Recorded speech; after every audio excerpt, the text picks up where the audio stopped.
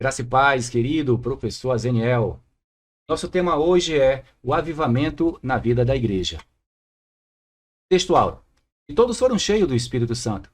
Começaram a falar em outras línguas, conforme o Espírito Santo lhe concedia que falasse.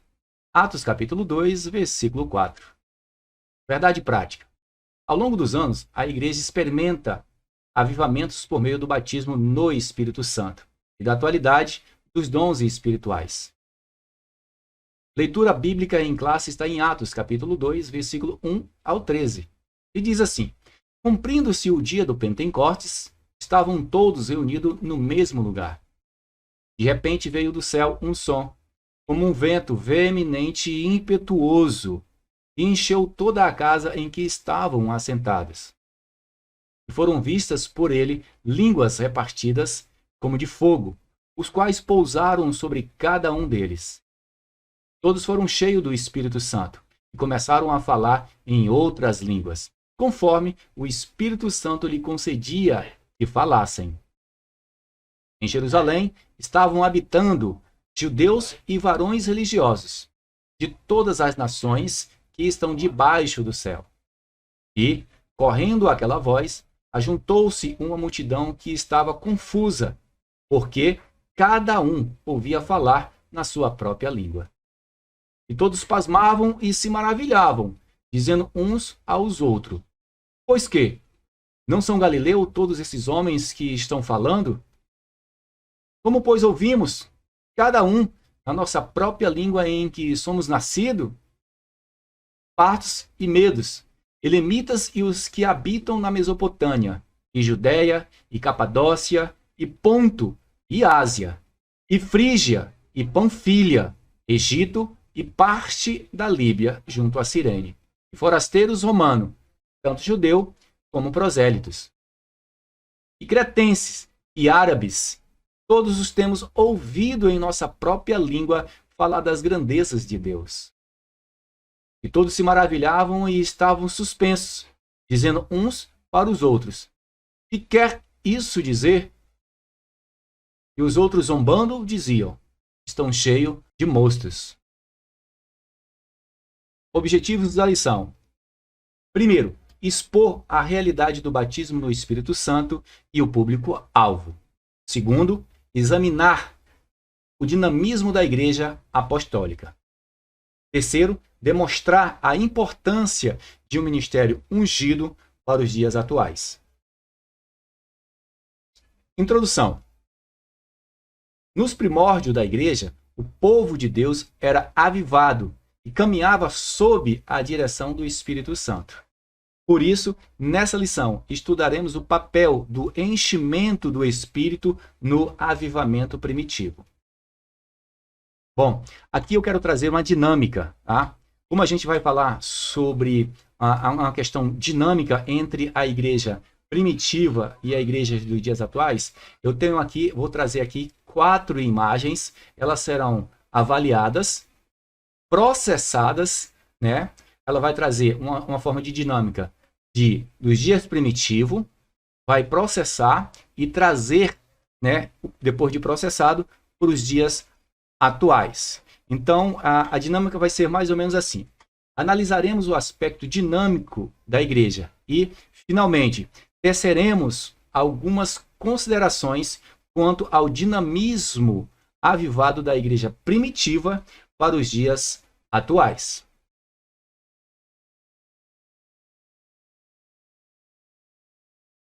Analisando, aguarde.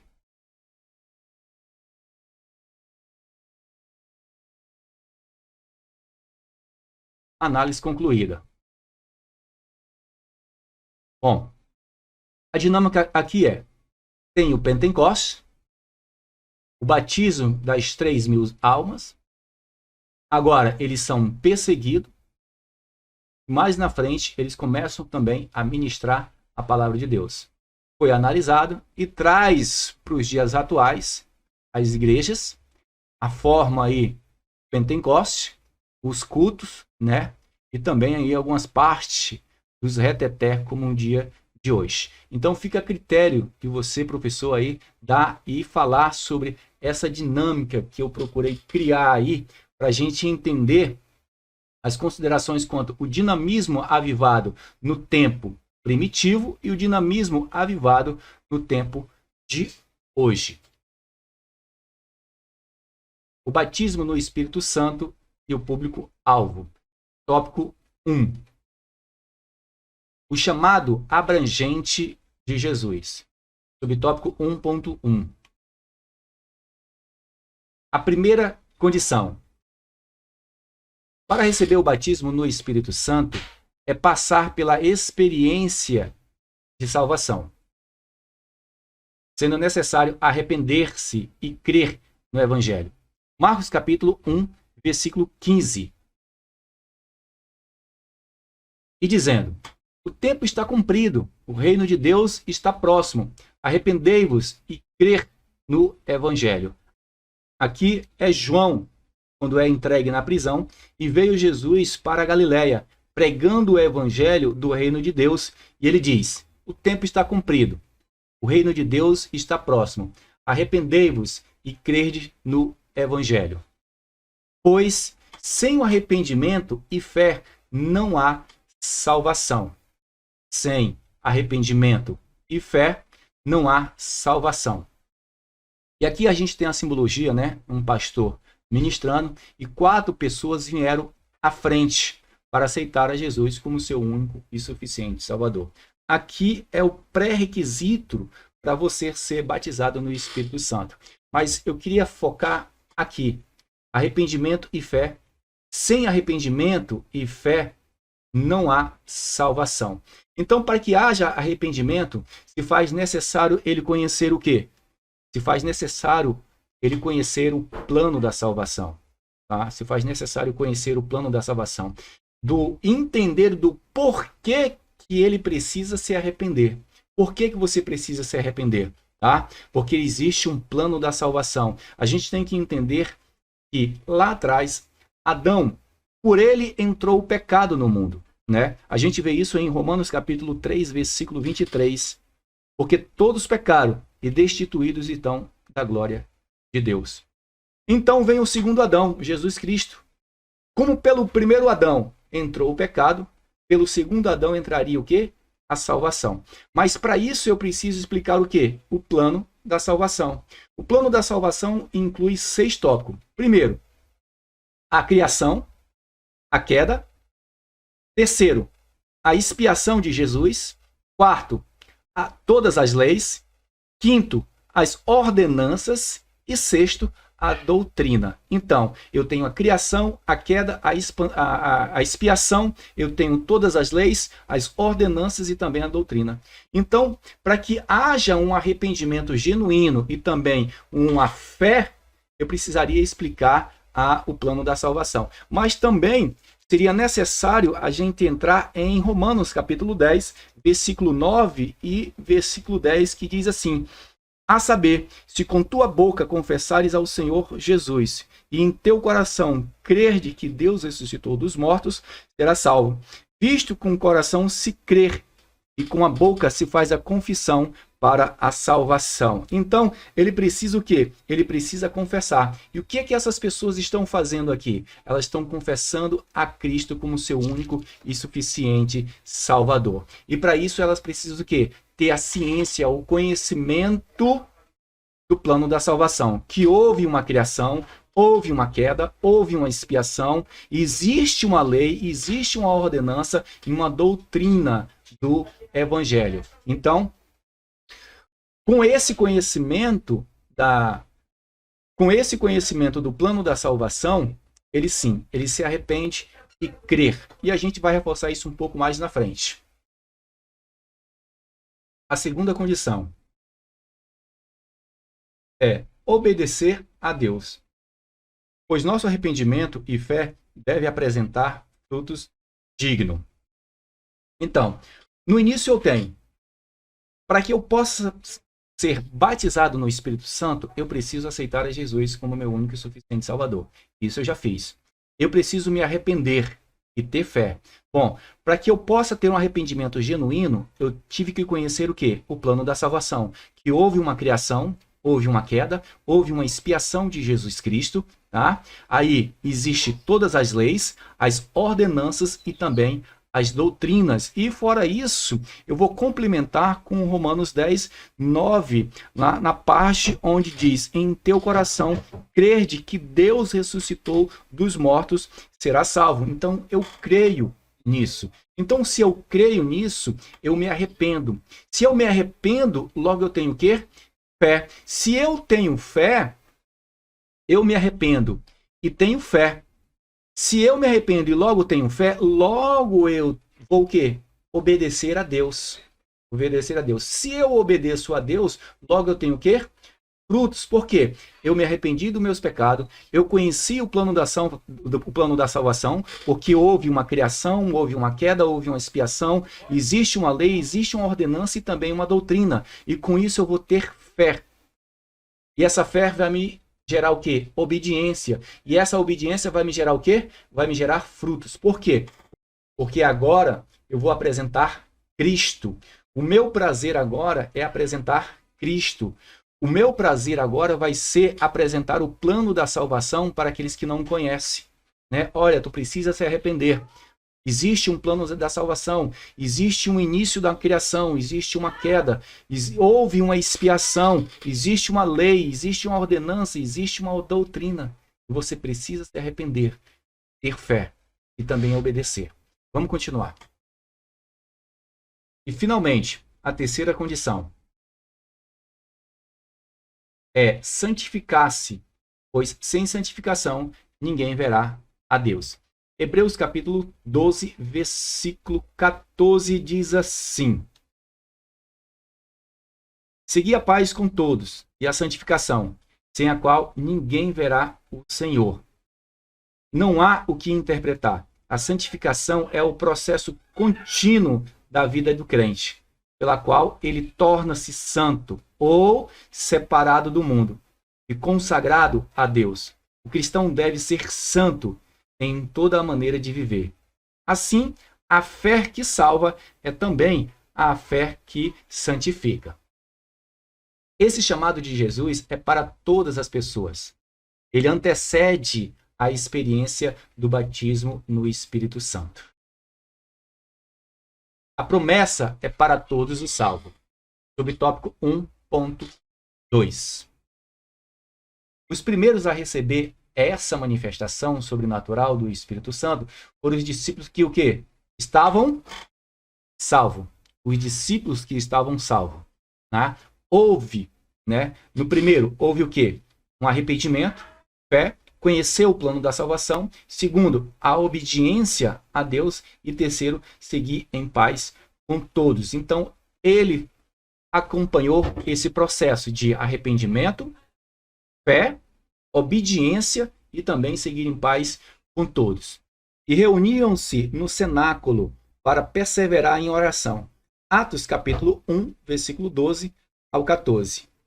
Então, voltaram-se para Jerusalém, do monte chamado das Oliveiras, o qual está perto de Jerusalém, à distância do caminho de um sábado. E, entrando, subiram ao cenáculo, onde habitavam Pedro e Tiago, João e André, Filipe e Tomé, Bartolomeu e Mateus, Tiago, filho de Alfeu, Simão, o Zelote, Judas, filho de Tiago. Todos esses perseveravam unanimemente em oração e súplica com as mulheres, e Maria, mãe de Jesus, e com os seus irmãos. Eles esperavam o cumprimento da promessa feita por Jesus em Atos capítulo 2, versículo 1. Atos capítulo 1, versículo 4, 5 e 8. Professor, o que quer dizer aquele C e F? Quer dizer, confere. Está pedindo para conferir em Atos capítulo 1, versículo 4, 5 e 8. E de repente o Espírito foi derramado sobre todos que estavam reunidos e assentados na casa. Atos capítulo 2, versículo 1 e versículo 2. Cumprindo-se o dia do Pentecostes, estavam todos reunidos no mesmo lugar. E de repente veio do céu um som, como um vento veemente e impetuoso, e encheu toda a casa em que estavam assentados. Então aqui eles têm o batismo do Espírito Santo em Atos 2:2.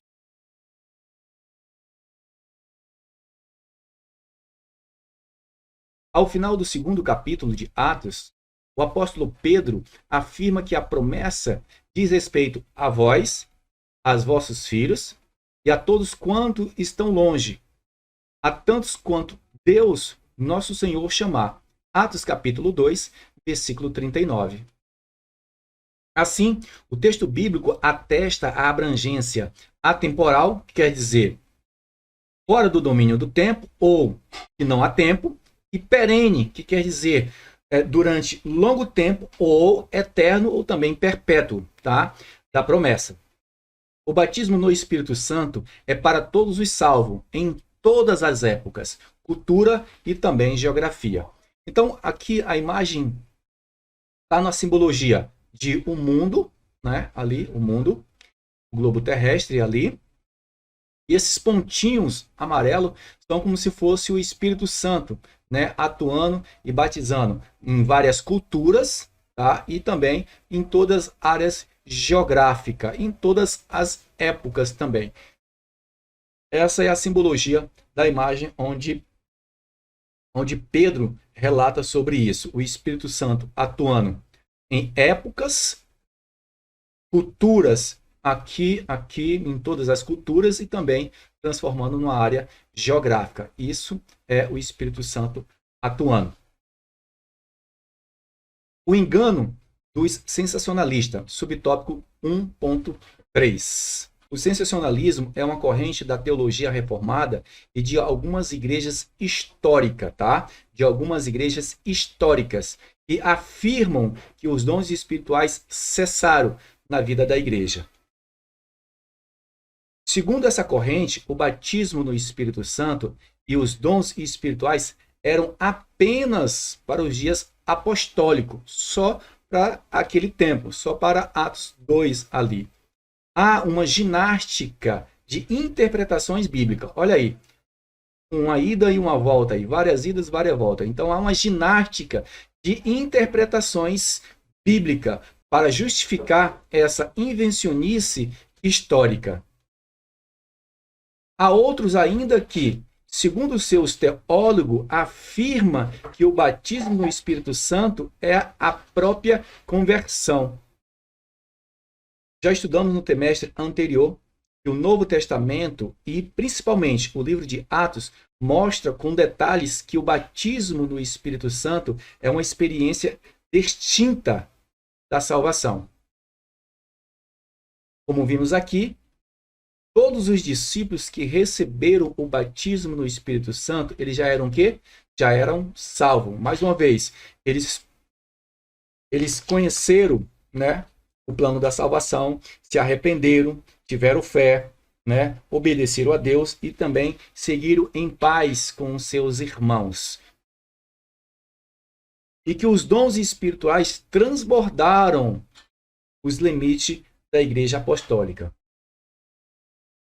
Portanto, como pentecostais, afirmamos o batismo no Espírito Santo como evidência física de falar em línguas estranhas, bem como a atualidade dos dons espirituais na vida da igreja.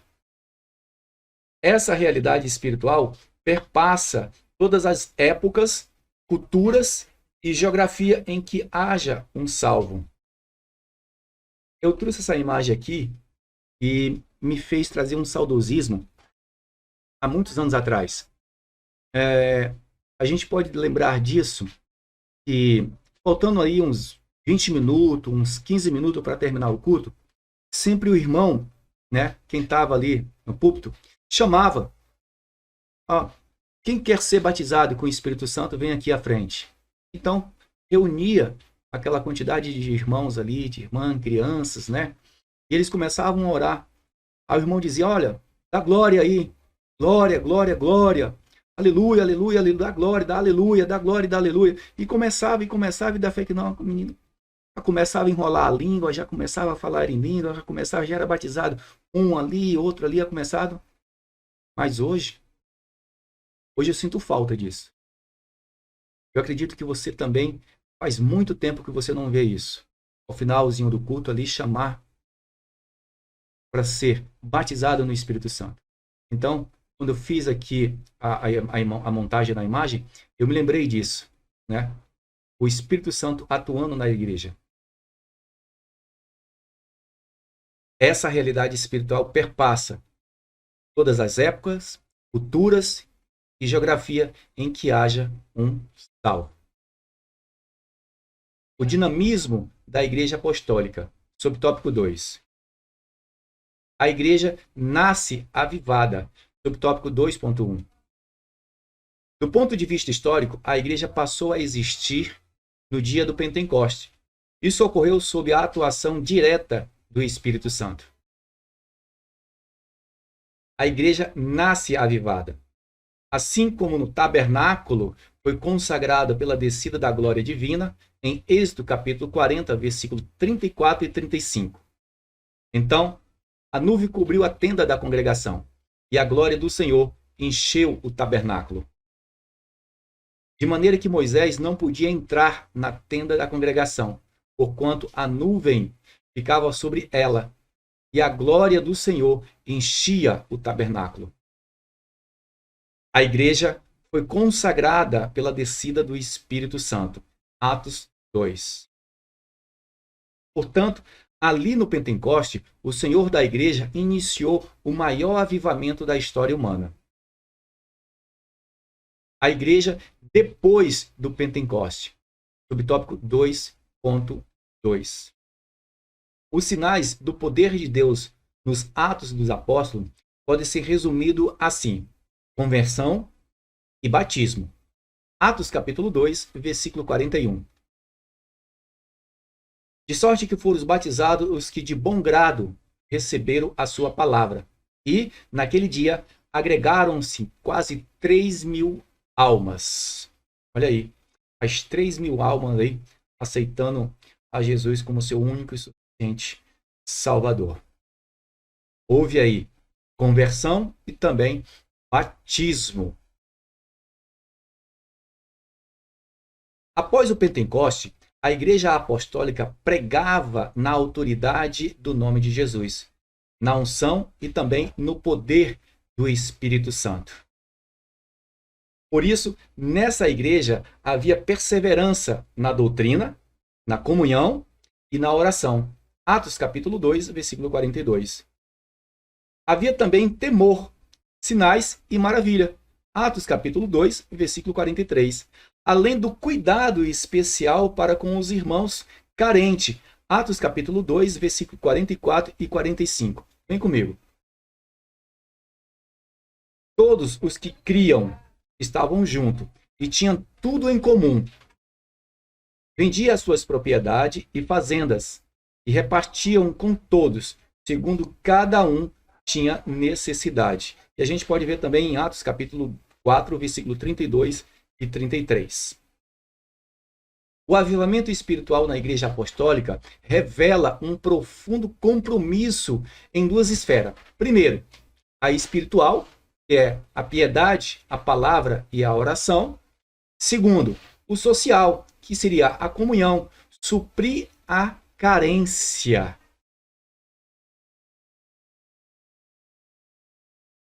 O ministério ungido para os dias atuais. Tópico 3. Na unção do Espírito Santo. Subtópico 3.1. A pregação cristã deve ser acompanhada de poder, sinais e milagres. Esses sinais podem ser manifestos por meio de salvação de vidas para Jesus, expulsão de demônios, imposição de mãos sobre os enfermos para serem curados. Conforme Jesus declarou que aconteceria. Marcos capítulo 16, versículo 18. Pegarão a serpente e, Se beberes alguma coisa mortífera, não lhe fará dano algum. E porão as mãos sobre os enfermos e os curarão. O ministério avivado, ungido pelo Espírito Santo, é indispensável à missão da igreja nesses dias. Autenticado por Deus, sob o tópico 3.2. O ministério ungido não se desenvolve apenas por intermédio dos instrumentos formais e acadêmico dentro dos padrões. Hermenêutico. Mas, professor, o que é hermenêutico? Hermenêutico é a arte ou a técnica de interpretar e explicar um texto ou um discurso. E exegético? Exegese é uma explicação crítica de um texto, particularmente de um texto religioso. E homilético, da pregação. O que seria homilética? A homilética é considerada a arte de pregar, ou seja, utilizar os princípios da retórica com a finalidade específica de falar sobre o conteúdo bíblico. Lembrar que o hermenêutico, tá, e o exegético, os dois andam junto. Um precisa do outro, tá? Um precisa do outro. E para um ministério ungido, só isso não vale a pena. Não adianta você ter uma boa homilética, não adianta você ter uma boa exegética, não adianta você ter uma boa hermenêutica. Só isso não adianta. Vamos continuar aqui. Todos esses instrumentos são importantes. Professor, mas quais são os instrumentos? Esses: a homilética, a exegese e a hermenêutica, né? Todos esses são importantes para o aprimoramento do obreiro, mas só eles não basta. Não adianta você, mais uma vez, não adianta você ter uma boa homilética, não adianta você ter uma boa exegese, não adianta você ter uma boa hermenêutica. Não, só isso não basta. É preciso que Deus aprove o seu trabalho na obra, tá? É preciso que Deus aprove o trabalho do obreiro. Foi assim que aconteceu em Marcos, quando Jesus autenticou a pregação dos discípulos, confirmando a palavra com sinais que seguiriam. Marcos capítulo 16, versículo 10. E eles, tendo partido, pregaram por todas as partes, operando com eles o Senhor e confirmando a palavra com sinais que seguiam. Amém. Portanto, o modelo da pregação do Novo Testamento é o quê? É uma mensagem confirmada pelos sinais e prodígios de Deus. Olha aqui, grifo aí. É uma mensagem confirmada pelos sinais e prodígios de Deus. Glorifica a Cristo, subtópico 3.3. O ministério ungido pelo Espírito glorifica a Cristo e não ao homem. Tá? É por isso que a gente vê muitos aí soberbo, né? Muitos, né, para si mesmo. Porque o ministério dele quer o quê? Glorificar a ele. Mas aqui o Senhor está nos ensinando o quê? O ministério ungido pelo Espírito glorifica a Cristo e não ao homem. Não por acaso nosso Senhor declarou que a missão do Espírito Santo é glorificá-lo. João capítulo 16, versículo 13 e 14. Mas quando vier aquele Espírito da verdade, ele vos guiará em toda a verdade, porque não falará de si mesmo, mas dirá tudo o que tiver ouvindo e vos anunciará o que há de vir. Ele me glorificará, porque há de receber do que é meu, e vulo há de anunciar. Assim, toda a mensagem do Evangelho e atividade, sob a direção do Espírito Santo, deve glorificar a Cristo. Aos Coríntios, o apóstolo Paulo ensina que quer comais, quer bebais, ou façais outra qualquer coisa, fazei tudo para a glória de Deus. 1 Coríntios capítulo 10, versículo 31. Deus em Cristo é que deve ser glorificado a partir da nossa instrumentalidade na obra do Senhor. Conclusão. A Igreja Apostólica nasceu sob o avivamento Pentecostes, debaixo do glorioso batismo do Espírito Santo. Ao longo de sua história, aprendemos que a razão do seu êxito não foi o conhecimento humano de seus pregadores, membros e congregados. O que fez toda a diferença no ministério da Igreja Apostólica foi a unção do Espírito Santo sobre essa igreja. Não podemos deixar a chama apagar. A unção do Espírito Santo continua disponível hoje.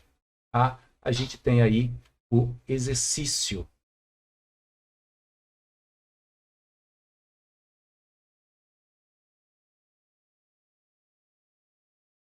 Nossa próxima lição, o avivamento no ministério de Pedro. Meu querido, se você ainda não é inscrito no nosso canal, se inscreva no nosso canal, deixa aí o seu like, tá? Gostou do material, tá? Ele está disponível em nossa plataforma. Aqui embaixo, na descrição, tem aí as nossas redes sociais, tem aí o direcionamento para você adquirir o nosso slide, tá bom? Então, mais uma vez, que Deus em Cristo os abençoe.